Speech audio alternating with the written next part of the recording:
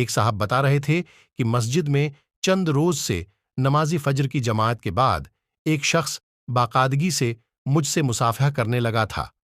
اگر میں دعا کرنے میں مشغول ہوتا تو میرا انتظار کرتا اور مصافحہ کر کے گھر کو لوٹتا۔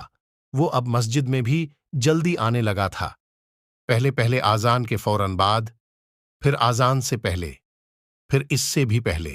دن بے دن اس کے مسجد میں داخلے کا وقت پیچھے کی طرف بڑھتا ہی جا رہا تھا۔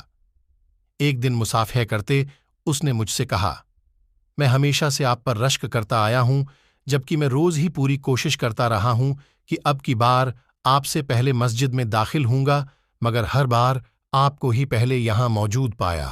آپ کس طرح یوں پابندی کے ساتھ سب سے قبل مسجد پہنچ جاتے ہیں؟